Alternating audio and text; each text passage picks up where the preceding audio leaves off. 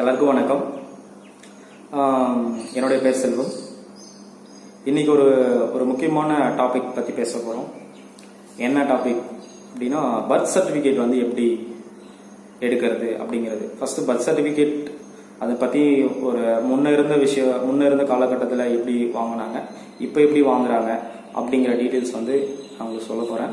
So ஒரு birth certificate வாங்குறதுக்கு என்னென்னலாம் தேவை, அதுக்கு எவ்வளோ செலவாகும் அப்படின்ற டீட்டெயில்ஸையும் உங்களுக்கு சொல்ல போகிறேன். ஸோ ஃபஸ்ட்டு ஒரு டாபிக் எடுத்துக்கலாம். உங்களுக்கு ஒரு குழந்தை பிறகுது. அந்த குழந்தை வந்து ஒரு கவர்மெண்ட் சென்டரில், அதாவது கவர்மெண்ட் பிரைமரி ஹெல்த் சென்டர், அரசு ஆரம்ப சுகாதார நிலையம், அப்படி இல்லைன்னா அரசு மருத்துவமனை, அதாவது ஜிஹெச் அல்லது அரசு மருத்துவக் கல்லூரி மருத்துவமனை, மெடிக்கல் காலேஜ் ஹாஸ்பிட்டல். ஸோ இந்த மாதிரி இடங்களில் வந்து கவர்மெண்ட் இன்ஸ்டியூட்டில் உங்களுக்கு ஒரு குழந்தை பிறந்துச்சு, இன்னைக்கு தேதியில் ஒரு குழந்தை பிறந்துச்சு அப்படின்னா அந்த சர்டிஃபிகேட்டை வந்து நீங்கள் ஃப்ரீயாகவே வாங்கிக்கலாம். ஸோ உங்களுக்கு குழந்தை பிறந்த உடனே ஒரு 1 or 2 weeks மேக்ஸிமம் 21 daysக்குள்ளேயே வந்து உங்களுக்கு வந்து பர்த் சர்டிஃபிகேட் வந்து ஆன்லைனில் ரிஜிஸ்டர் ஆகிடும். ஸோ அந்த ஆன்லைன் வெப்சைட் வந்து நான் சொல்கிறேன், www.crsTN.org. தமிழ்நாட்டில் இருக்கக்கூடிய எந்த ஒரு கவர்மெண்ட் ஹாஸ்பிட்டல்லையும், அதாவது government primary health centre, government medical college hospital, government hospital, எந்த இடத்துல உங்களுக்கு குழந்தை பிறந்திருந்தாலும் அந்த குழந்தையோட பர்த் சர்டிஃபிகேட்டை நீங்கள் ஃப்ரீயாகவே அந்த வெப்சைட்ல இருந்து எடுத்துக்கலாம். இந்த விஷயம் நிறைய பேருக்கு தெரியாது. ஸோ போய் தெரிஞ்சுக்கிங்க. அந்த வெப்சைட்டுக்குள்ளே போயிட்டீங்கன்னா ஃபர்ஸ்ட் உங்களுக்கு என்ன குழந்தை பிறந்தது, ஆண் குழந்தையா பெண் குழந்தையா அப்படின்ற டீல்ஸ் கேட்கும். அதுக்கப்புறம் எந்த ஹாஸ்பிட்டல், பிறந்த தேதி, அப்புறம் வந்து மொபைல் நம்பர் ஒன்று கேட்கும். அந்த மொபைல் நம்பர் நீங்கள் எந்த மொபைல் நம்பர் வேணாலும் அந்த இடத்துல கொடுத்தீங்கன்னா ஓடிபி வரும். அந்த ஓடிபி கீழே டைப் பண்ணிக்கிங்க. அதுக்கப்புறம் வந்து ஒரு வெரிஃபிகேஷன் கோடு இருக்கும். அந்த வெரிஃபிகேஷன் கோடை அப்படியே காப்பி பண்ணி பேஸ்ட் பண்ணிக்கிங்க. அப்போ அது கீழே வந்து வியூ அப்படின்னு ஒன்று இருக்கும். அந்த வியூ கொடுத்தீங்க அப்படின்னா உங்களுக்கு அந்த ஹாஸ்பிட்டலில் அந்த தேதியில் நீங்கள் சூஸ் பண்ண குழந்தை, அது செக்ஸில், அதாவது மேலா ஃபீமேலா அப்படின்ற இதுக்குள்ள எத்தனை குழந்தை பிறந்தோ அது அத்தனை குழந்தையோட டீட்டெயில்ஸ், அப்பா அம்மா பேரோட எல்லாமே வரும். ஸோ அந்த பேருக்கு சர்டிஃபிகேட்டில் நீங்கள் கிளிக் பண்ணி உங்கள் சர்டிஃபிகேட் வந்து ஜென்ரேட் ஆகிடும். உங்களுக்கு சர்டிஃபிகேட் வந்து அதில் ஃப்ரீயாகவே எடுத்துக்கலாம். ஸோ நீங்கள் பேரை வந்து பதிவு பண்ணணும். அதாவது குழந்தைக்கு பேர் வந்து நீங்கள் ரிஜிஸ்டர் கிட்ட பதிவு பண்ணதுக்கு அப்புறம் தான் உங்கள் குழந்தையோடைய பர்த் சர்டிஃபிகேட்டில் வந்து பேரோட வரும். ஸோ அது எப்படி பதிவு பண்ணுறது அப்படின்னா, வித்தின் 1 yearக்குள்ள, அதாவது குழந்தை பிறந்த தேதி இருக்கு இல்லையா, குழந்தை ஒரு தேதியில் பிறந்துச்சு அப்படின்னா ரிஜிஸ்டர் வந்து ஒரு தேதியில் வந்து ரெஜிஸ்டர் பண்ணுவார். மேபி அதே டேட்டில் ரெஜிஸ்டர் பண்ணலாம், இல்லை அதுக்கப்புறம் ஒரு சில டேட்டில் தள்ளி கூட ரெஜிஸ்டர் பண்ணலாம். ஸோ அந்த ரெஜிஸ்டர் பண்ண டேட்டில் இருந்து 1 year வரைக்கும் நீங்கள் குழந்தைக்கு ஃப்ரீயாகவே உங்கள் குழந்தையோட பேரை வந்து நீங்கள் ரிஜிஸ்டர் பண்ணி சர்டிஃபிகேட் வாங்கலாம். 1 year தாண்டி போயிடுச்சு அப்படின்னா காலதாமத பதிவு அப்படின்னு சொல்லிட்டு ஒரு 200 ரூபாய் வந்து நீங்கள் சலான் மூலயமா பே பண்ண வேண்டியதாக இருக்கும். ஸோ 200 ரூபாய் கட்டினதுக்கு அதுக்கப்புறம் நீங்கள் வந்து உங்கள் குழந்தையுடைய பெயரை வந்து நீங்கள் ரிஜிஸ்டர் பண்ணி சர்டிஃபிகேட்டை வாங்கலாம். ஸோ பெஸ்ட் ஆப்ஷன் எதுனா, உங்கள் குழந்தை பிறந்த உடனே சர்டிஃபிகேட் வாங்குறது ஒரு பெஸ்ட் ஆப்ஷன். அப்படி இல்லை அப்படின்னா 1 yearக்குள்ளே வாங்குறது சூப்பரான ஒரு ஆப்ஷன். 1 year தாண்டி நீங்கள் சர்டிஃபிகேட் வாங்குறதுக்கு ட்ரை பண்ணாதீங்க. வித்தின் 1 yearக்குள்ளேயே நீங்கள் உங்கள் குழந்தையோட பர்த் சர்டிஃபிகேட்டை வாங்குறதுக்கு ட்ரை பண்ணுங்க. ஸோ பர்த் சர்டிஃபிகேட் எதுக்கு இம்பார்ட்டன்ட் அப்படின்னா, நீங்கள் ரேஷன் கார்டு அப்ளை பண்ணுறதுக்காக இருக்கட்டும், இல்லை ஆதார் கார்டு அப்ளை பண்ணுறதுக்காக இருக்கட்டும், இல்லை வந்து உங்கள் குழந்தைய நீங்கள் ஸ்கூலில் சேர்க்கணும் அப்படின்றதுக்காக இருக்கட்டும், எல்லாத்துக்காகவும் அந்த குழந்தை உங்கள் குழந்தை தான் அப்படின்றதுக்காக கூட இருக்கட்டும், எல்லாத்துக்குமே வந்து பர்த் சர்டிஃபிகேட் தான் ரொம்ப முக்கியம். உங்கள் குழந்தையோட ஏஜை வந்து முக்கியம் பண்ணுது, நேஷனாலிட்டி முக்கியம் பண்ணுது. ஸோ இது எல்லாமே வந்து பர்த் சர்டிஃபிகேட் இருந்தால் தான் இது எல்லாமே உங்களுக்கு கிடைக்கும். ஸோ பர்த் சர்டிஃபிகேட் ஒரு குழந்தையோட ஒரு மனிதனோட முதல் சர்டிஃபிகேட் வந்து பர்த் சர்டிஃபிகேட் தான். ஸோ இந்த பர்த் சர்டிஃபிகேட்டை கவர்மெண்ட் ஹாஸ்பிட்டலில் பிறக்கும்போது என்ன ப்ரொசீஜர் அப்படிங்கிறத நான் சொல்லிட்டேன். ஸோ இதுவே ஒரு ப்ரைவேட் ஹாஸ்பிட்டலில் நடக்குது அப்படின்னா அந்த ப்ரைவேட் ஹாஸ்பிட்டல்லே உங்களுக்கு டீட்டெயில்ஸ் சொல்லுவாங்க, எங்கே வாங்கணும் அப்படின்ட்டு. அங்கே போயிட்டு நீங்கள் ஃப்ரீயாகவே வாங்கிக்கலாம் வித்தின் 1 yearக்குள்ள. அதாவது ப்ரைவேட் ஹாஸ்பிட்டலில் பிறக்கும்போது அந்த ஹாஸ்பிட்டலோட ரிஜிஸ்டர், அந்த ஹாஸ்பிட்டல் எந்த ஏரியாவில் ரிஜிஸ்டர் இருக்காங்களோ அந்த ஏரியாவில் நீங்கள் போய் வாங்குற மாதிரி இருக்கும். ஓகே, இப்போ எனக்கு குழந்தை பிறக்கல, எனக்கு ஒரு 5 வருஷத்துக்கு முன்னாடி பிறந்துருச்சு, இல்லாட்டி 10 வருஷத்துக்கு முன்னாடி பிறந்த குழந்தைக்கு, அதாவது என்னுடைய பையனுக்கு சர்டிஃபிகேட் வாங்கணும் அப்படின்னா என்ன பண்ணுறது அப்படின்னா, நீங்கள் எந்த ஹாஸ்பிட்டலில் பிறந்துச்சோ அந்த ஹாஸ்பிட்டலோட டீட்டெயில்ஸ், எந்த தேதி, இந்த மாதிரி டீட்டெயில்ஸ் எல்லாம் எடுத்துக்கிட்டு உங்களுடைய தாலுகா ஆஃபீஸ் போயிடுங்க. அதாவது நீங்கள் இருக்கக்கூடிய தாலுகா ஆஃபீஸ் கிடையாது, உங்கள் குழந்தை பிறந்த இடம் இருக்கு இல்லைங்களா, அந்த இடத்துக்கு பக்கத்தில் இருக்கக்கூடிய தாலுகா ஆஃபீஸ், அந்த இடம், அந்த வில்லேஜ் எந்த தாலுக்கில் வருதோ அந்த தாலுகா ஆஃபீஸில் போயிட்டு நீங்கள் மனு எழுதி கொடுக்கணும். அப்படி மனு எழுதி கொடுக்கும்போது இந்த தேதி இந்த இந்த ஹாஸ்பிட்டலில் எனக்கு இந்த மாதிரி குழந்தை, அதாவது அப்பா அம்மா பேர் இன்னாருக்கு குழந்தை பிறந்துச்சு அப்படின்னு சொல்லிட்டு ஒரு மனு எழுதி அவங்கக்கிட்ட கொடுத்தீங்க அப்படின்னா அவங்க எவ்வளோ ஃபீஸ் அப்படிங்கிறத அவங்க சொல்லுவாங்க. அந்த சலான் மூலிமா நீங்கள் பே பண்ணிவிட்டு நீங்கள் சர்டிஃபிகேட் 1 or 2 daysலேயே நீங்கள் வாங்கிக்கலாம்.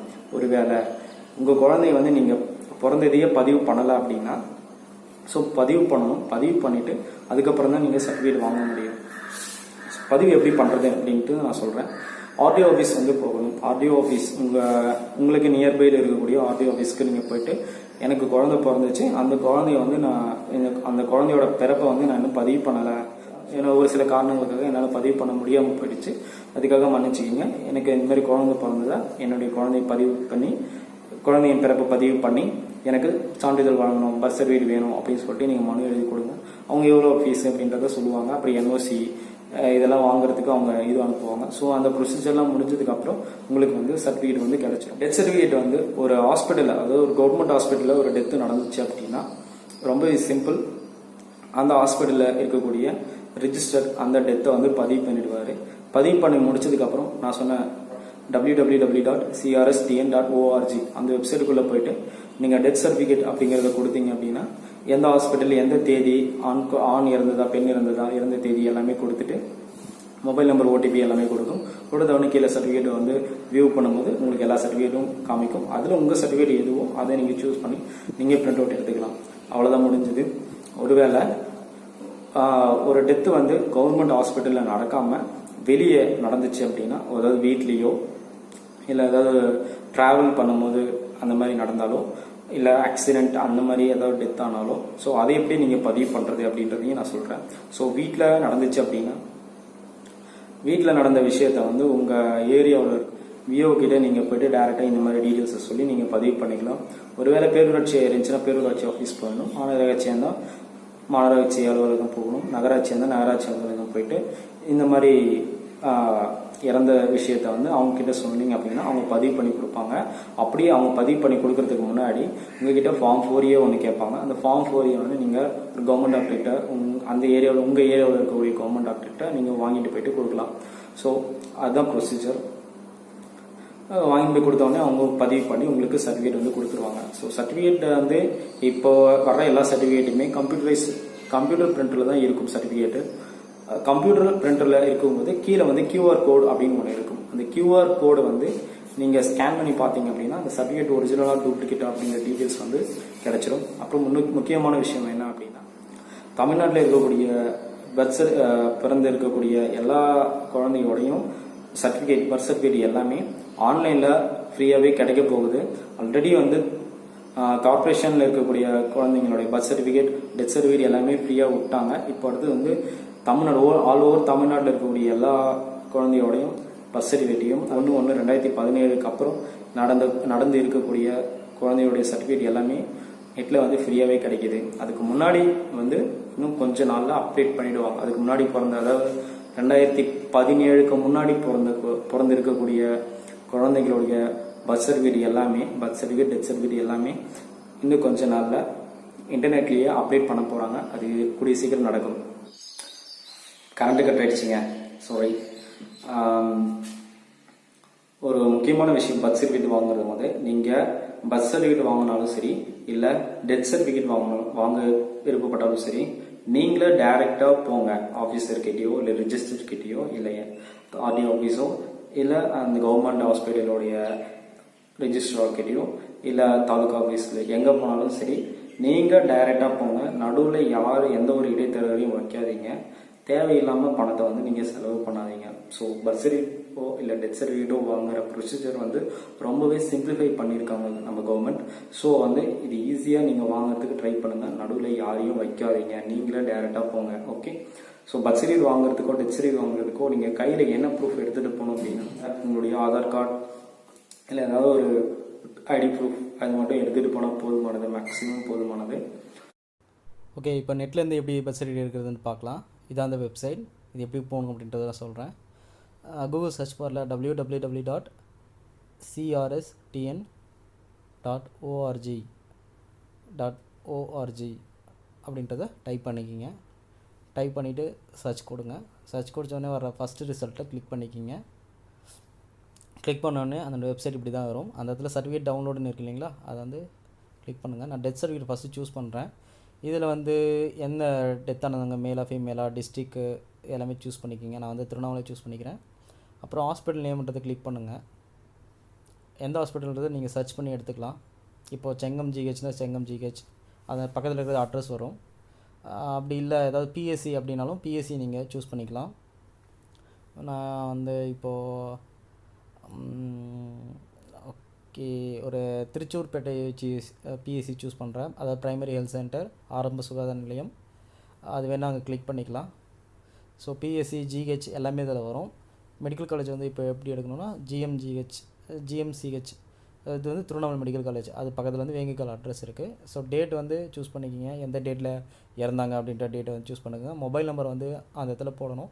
ஸோ மொபைல் நம்பரை வந்து நான் இப்போதைக்கு பாஸ் பண்ணிக்கிறேன்.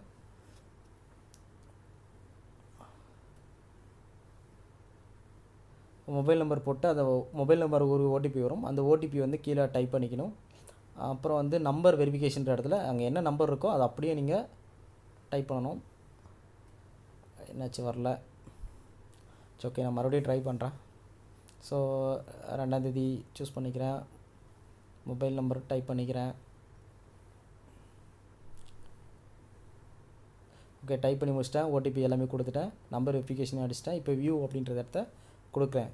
வியூ கொடுத்த உடனே அப்படின்னா அந்த டேட்டில் அந்த ஹாஸ்பிட்டலில் இறந்தவங்களுடைய மொத்த டீட்டெயில்ஸோட சர்டிஃபிகேட் எல்லாமே வந்துடுது.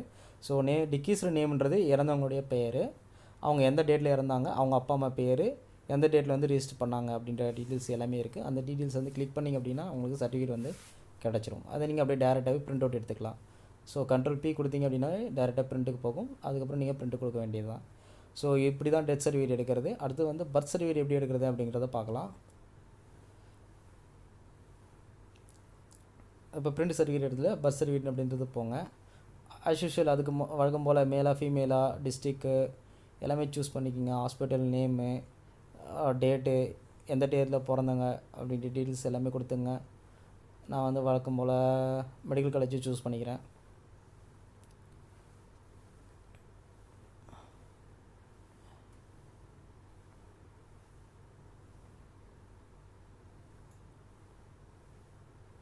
ஓகே, சூஸ் பண்ணிட்டேன். மொபைல் நம்பர் டைப் பண்ணிவிட்டு அதுக்கு வர ஓடிபியை வந்து நான் அதிலே டைப் பண்ணிக்கிறேன்.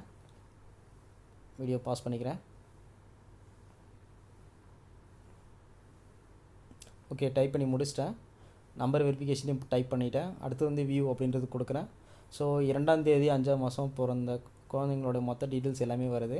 இந்த சைல்டு நேம்ன்றது நேம் வந்து அந்த பேரண்ட் வந்து இன்க்ளூட் பண்ணியிருந்தாங்க அப்படின்னா அதில் வரும். அப்படி பண்ணலனா அப்படின்னா சைல்டு நேம் வந்து வராது. நீங்கள் தான் சைல்டு நேம் வந்து அந்த ரெஜிஸ்டர்கிட்ட நீங்கள் டேரெக்டாக போய்ட்டு அவங்க குழந்தையோட பேரை வந்து பதிவு பண்ணிக்கணும். பதிவு பண்ணி முடிச்சுக்கிட்டீங்க அப்படின்னா ஸோ இந்த மாதிரி தான் வரும். இதை நீங்கள் டேரெக்டாக பிரிண்ட் அவுட் எடுத்துக்கலாம். Okay, thank you. தேங்க்ஸ் ஃபார் வாட்சிங்.